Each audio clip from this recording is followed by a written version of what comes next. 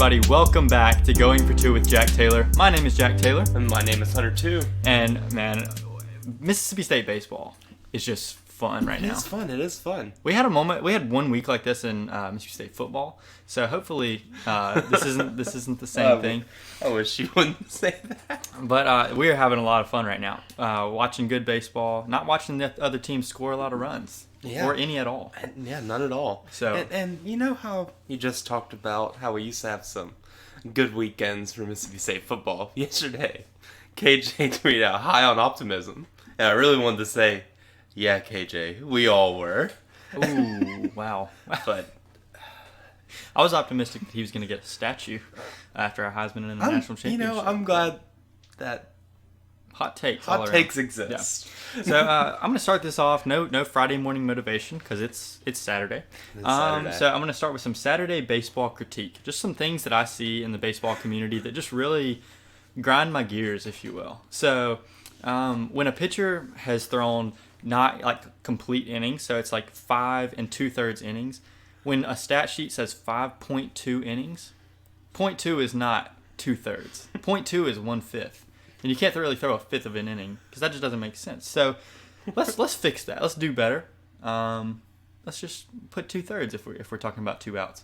Another thing is when talking about RBIs, do you say RBIs? Do you say RBI? Ribbies, if you will. Runs batted ends. So when I'll just clear up what I do. When I'm talking about RBIs, when I'm saying it, I put an S at the end because I'm not a psychopath. And then when I'm writing it, I'll just put RBI because I think that looks. And then better. the person, when they read it in their mind, they'll say RBIs Or ribbies. Yeah. So yeah, that's like all. That's ribby. all I got. Those are 2 things that just I notice, and I just think we need to do better. I can agree with that. And as you all know, we weren't here yesterday morning or Thursday morning. Yeah. But because we weren't here, we got to watch last night's game. Yeah. And we're going to touch on that a little bit later. But first, you want to talk about Kent State series? Absolutely. So started off the series on Friday night looking like we normally do. Just give up a couple early runs, but then have one big inning that just shoots us to the top. And then our bullpen, it can't be touched, especially by a team like Kent State. Brandon Smith is so good. Brandon Smith is very, very, very good. We came into that weekend thinking that Kent State was a very good hitting team, and for the first 2 games, they really were. Especially on Saturday, they touched Eric Sarantola. He couldn't do anything, and I think got chased in the 2nd or 3rd inning. But come Sunday, wearing the Sunday Blacks, I'm sitting there. Gets to the 6th inning, we still have a perfect game going. Jackson Fristow is pitching the game of his life. Gets taken out. Landon Sims comes in, and the perfect game ends, but a no-hitter continues, and we finish the game with a no-hitter. Good job, Lane, taking an error for the team. He did it on purpose. Yeah. He knew he wasn't going to make the throw. It was tough, so he just let it get out of his glove. And it was definitely an error. It wasn't any home cooking on the stat sheet, so but great play by Lane to end the game too. So he did make up for ruining a perfect game. but we walked the next guy. So but man, and that has just I think that had a lot to do with what's happened this past week. It just set this thing in motion where our pitching will not give up a run. Yeah. We've got 4 straight shutouts for the first time since 1909, and that is unbelievable to say. I feel like we also need to talk about a man who we didn't know before that game. Yeah, we've said his name a couple times already. Lane Forsythe. The last time we were with you guys, did not know that he existed. Nope. True freshman shortstop. Cameron James has moved over to 3rd. Really fitting in well there. Yeah. Doesn't overthink things, just very reactionary, and he's still hitting really well. Mm-hmm. Speaking of who was at 3rd, Landon Jordan, no longer on the team. So it was a quick turnaround. 3 games and you're out. Cam moving to 3rd. Landon Jordan moving to the dugout, now moving on from the program. Our career of 100% fielding percentage. Yeah. It's not here anymore. So not really sure about that, not really going to get into it. But we wish him well wherever he goes. Absolutely. If he transfers, great. If he's done with baseball, oh well. Yeah. But Lane Forsythe is our new shortstop, and already getting some, I know Jake Mangum is not a shortstop, but he's already getting some comparisons to just that spark in the offense like Jake. Yeah. Yeah, I guess that's what happens when you bat .538 through your first 4 games. Yeah, he is unreal. I think he's got a few 3-4 hit games already. almost hit his first home run last night, Friday night. But man, I'm excited to watch him. This dude is awesome. Another thing that we got out of the series, Bednar's back. Remember when I was like, yeah, Bednar's going to come into relief in Friday game. Guarantee that's not gonna happen. He pitched in relief and then got a start against Grambling, which I guess we'll mention that game in a minute. Yeah. But, started, got 2 really good innings, and then that was it for him. So I'm not sure what the process is going to look like, but Lemonis has just said that they're just trying to win him back into this being a starter thing, if he's needed. Yeah, if Sarantola is good, like... If Sarantola is what we think he could be, then there's no room for Bednar or Houston Harding. You can't drop Fristo right now. No, I mean, he's on top of the world. And and McLeod. When he's on. I mean, I walked behind the MLB scouts bench that's right behind the plate last night, and there are scouts with radar guns like filling the entire bench. I saw Orioles, Mariners, Braves all looking at one guy, and that's really awesome. And talking about that, on to the midweek game. Yeah. Bednar start. I haven't seen the scout booth that full in a while. Yeah. Like, Bednar hype must be absolutely real. Because, I mean, you have to believe that's who it was for, because Who it was else? against Grambling. Yeah. You know, like, I'm not really sure how many prospects were in that game. I mean, could be looking at a guy like Tanner Allen. I'm not really sure, but Bednar was who they had their eye on for sure. For them to have that many at Grambling, but like 3 at ULL, Yeah. I don't know. That Grambling game, Bednar absolutely showed out in his outing. Really impressed by him. Let it first hit up, but that was just a little bit of an ambush. Yeah.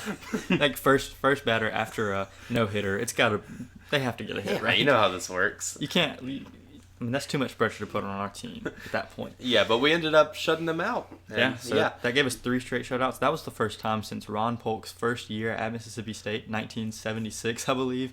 And then the 4th straight shutout, like I said, took us back to 1909. So that was way before the modern era of baseball. And then in the ULL game, Houston Harding.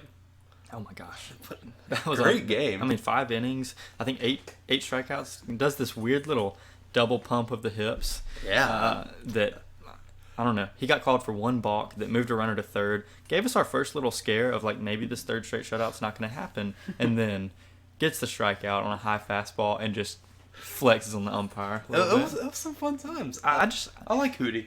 Yeah. I know Lemonis has mentioned that he's not a huge fan of just the passion when it's directed to another team or an umpire, but that fires me up. Yeah, I like it. I like a pitcher that can do that. You know? Okay, and now we're on to the Eastern Michigan game, man.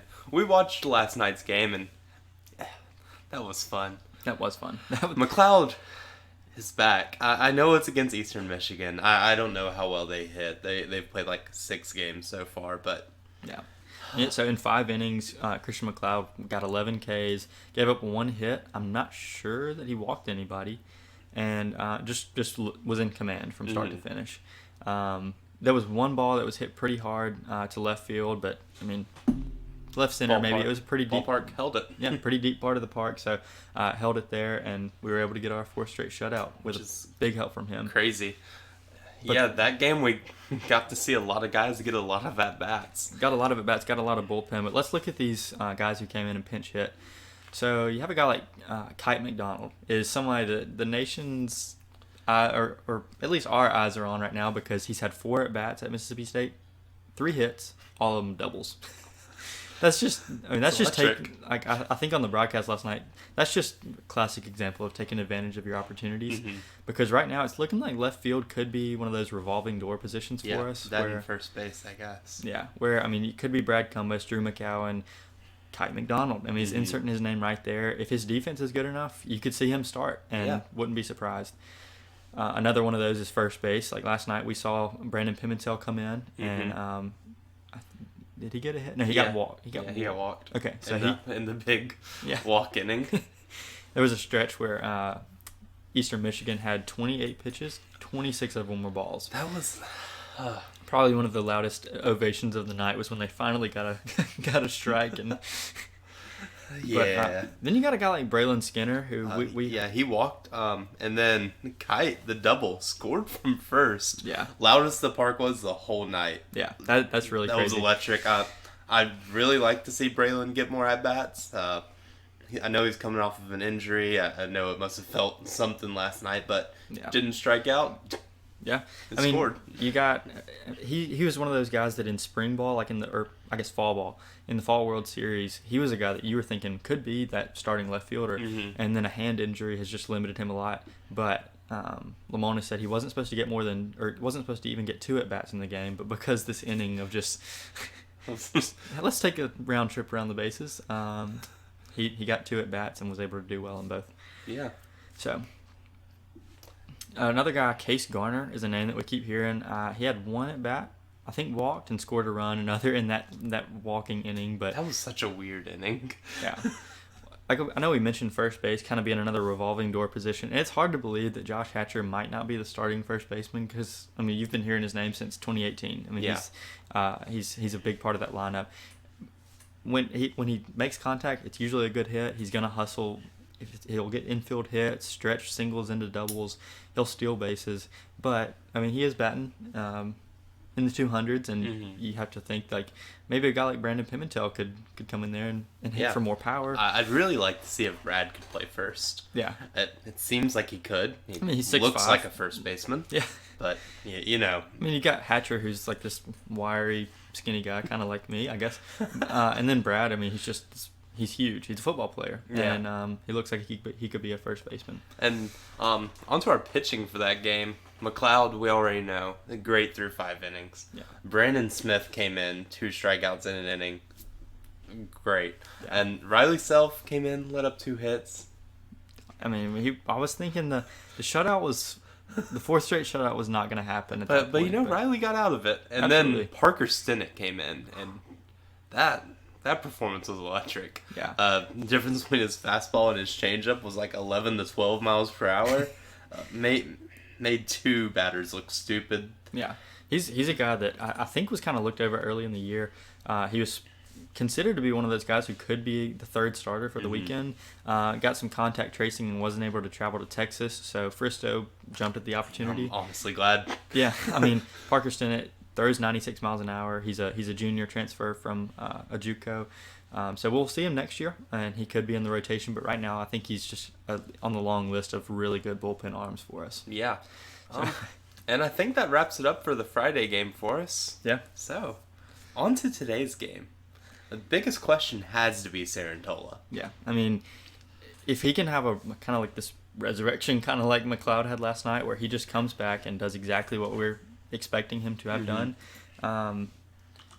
it's going to be huge because we'll have a rotation set that will travel into SEC play and that I'm going to be really confident in. Yeah. If we can have 3 long relievers in Landon Sims, Brandon Smith, and Will Bednar. I mean, Bednar being a guy who at the beginning of the year was supposed to be an MLB prospect as a starter, and he doesn't even crack your top 3. I mean, that's unreal. And then we have Kessler and Harding as well, like who could start, and Stinnett. Yeah. And then you get into like classic middle relievers. You've got Xavier Lovett, Stone Simmons, Casey Hunt, Preston Johnson, who we saw him against Lafayette, and he threw like 96 miles an hour. I mean, he was blowing the ball past people, and I mean, it's unreal. We're looking at the list right now of pitchers, and we're having to scroll down because we can't even see them all. Like it's unbelievable. One thing I do wish we kind of had was another closer. Like I kind of wish that we would make Lovett a closer, maybe. Like, doesn't feel like we're going to use him a lot in middle relief because we have 18 guys right there. Yeah. But, I mean throws 97. Xavier Lovett, throws high 90s and has a curveball that just drops off the table. Having someone next to Spencer Price that could go in as a closer would be... Yeah, and we've seen on message boards Xavier Lovett gets a bad rap because of one unfortunate inning against Tulane. Yeah. He came in and got 2 outs, I think. Yeah, he got 1 out, and then the second out was an error. Yeah. And then... that was when Cameron James was at shortstop and it was just in his own head. Yeah. And so, obviously, Xavier Lovett's ERA is going to pay for it. Yeah. And, or maybe his ERA because it might not have been an earned run, but people's perception of him. Yeah, I mean, it's just... I think he could be really good because you think of a guy like Cole Gordon had a sweeping curveball and threw low 90s and was a shutdown closer. Yeah, I can't imagine somebody who has control throwing 96. Honestly, other than like 2 pitches all year, Zay's had great control. Yeah. It just really depends on if he's there It mentally. may not be good out of the stretch. Yeah, and he That could honestly be it. yeah, and we just don't know. We haven't seen him in a very clutch situation, so we don't know if he's there mentally. But he's shown us that. I mean, he could be.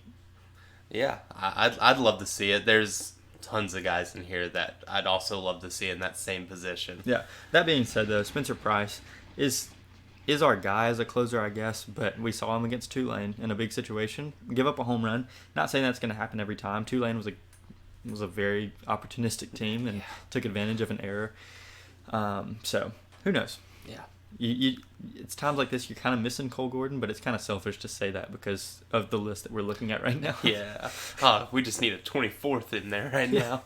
I was looking last night at our pitching staff. We haven't pitched one guy, and it's some freshman, so that's fun. I think we've pitched 23 pitchers right now, and that's the most in program history by 3.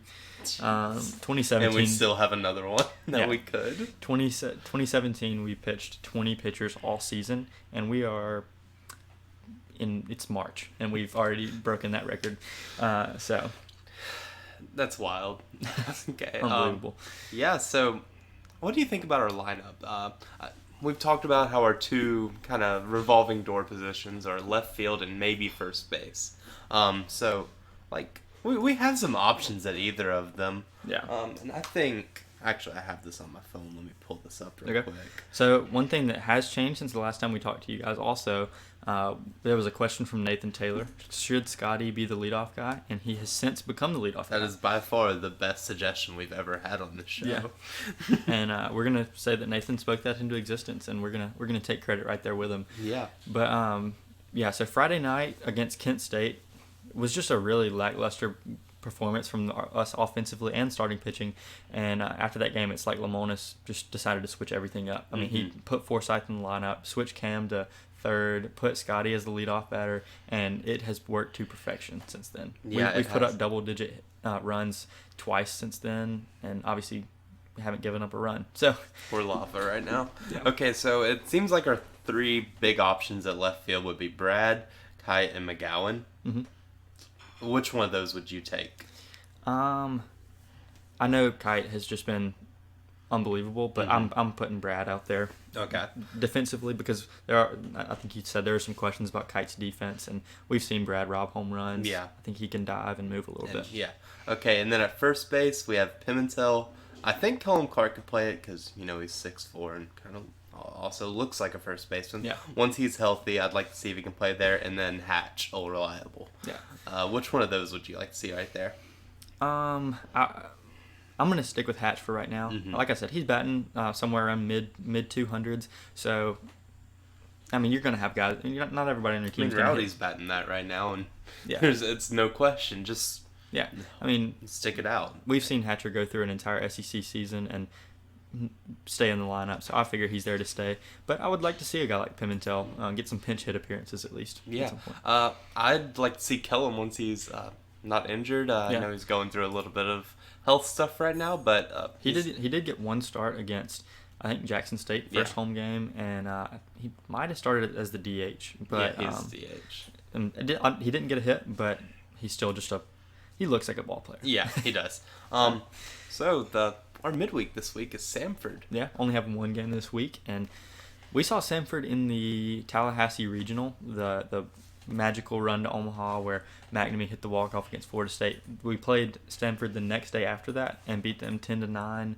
Since then, I think they're still a pretty consistent tournament team, and I don't expect anything different this year. They're probably it's going to be a win. Yeah. I'm pretty sure. I don't think we're going to lose a midweek. Trust Houston Harden that much? I don't think we're going to lose a midweek with the our midweek starters possibly being weekend starters. I hope we don't lose one of those, but anything could happen. It'll be another good win. Hopefully we keep on skyrocketing up. Yeah.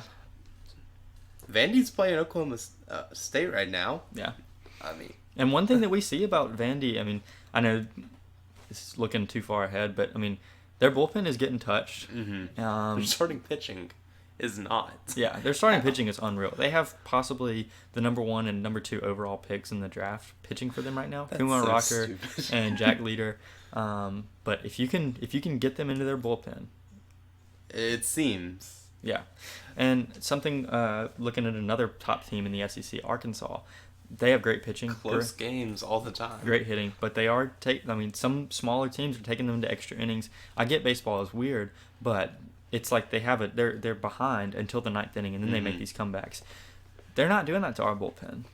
At least we hope not. Yeah, I think our bullpen is better than Southeastern Missouri State and Louisiana Tech. So I'm not saying that we get an early lead. We're not really known to do that against good quality teams, but if we do, I really do trust our pitching to keep us in those games.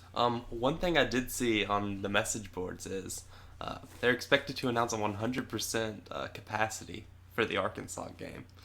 That's going to be unreal. Okay, so that's a top 3 matchup, maybe top 2. Depending on what the number for capacity is that another top 10 attendance?